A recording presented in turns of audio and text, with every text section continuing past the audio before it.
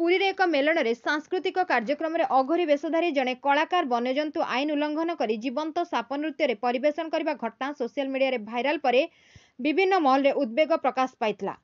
यह घटना जमापड़ा पर पुरी एसपी पिनाक मिश्र घटनार तदंत निर्देश देइचंती। पुरी रामचंडी थाना अधिकारी को तदंत दायित्व देइचंती एसपी। किभली केउ परिस्थिति रे एही कार्यक्रम हेउतला, किए एही कार्यक्रम रे शामिल होइतिले से नै एक विस्तृत तदंत रिपोर्ट देबा परे जहाँ नियम अनुसार कार्यानुष्ठान नियाजिबो बोली पुरी एसपी कहिसंती।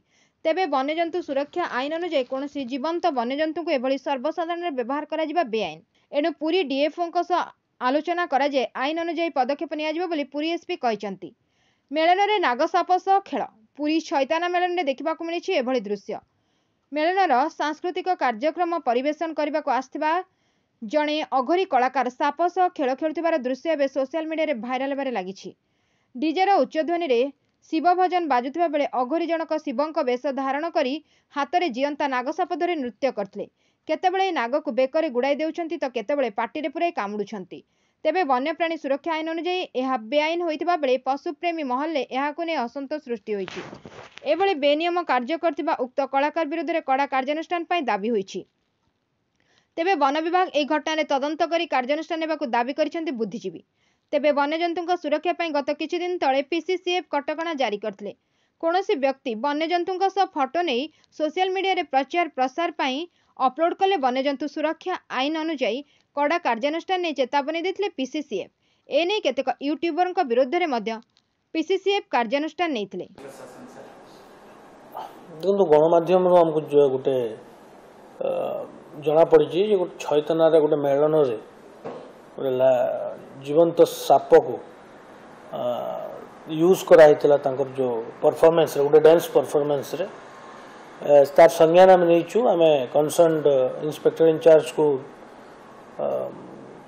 निर्देश देचु यार गोटे पुंखानुपुंख तदंत करने first to find out the identity of the person से मैंने कौटू आसते से मैंने जोड़ा कर आईन उल्लंघन से केतबेले आउ कौ जगह ये प्रकार परिवेशन कर दिगरे गोटे विस्तृत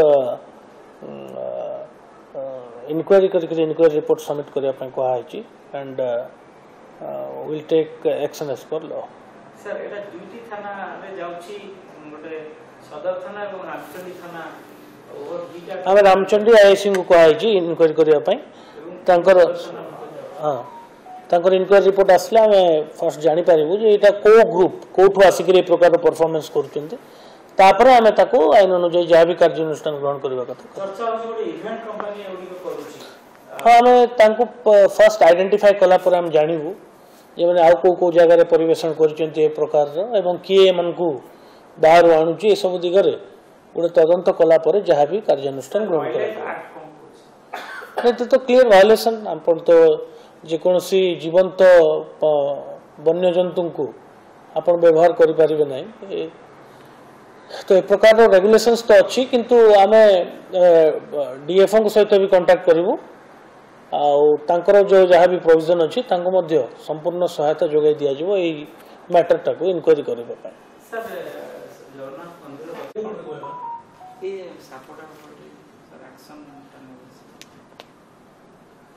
आज तो सर आरंभ हो गला चापर प्रक्रिया सर आरंभ होला। Bureau report Ekamra news agency.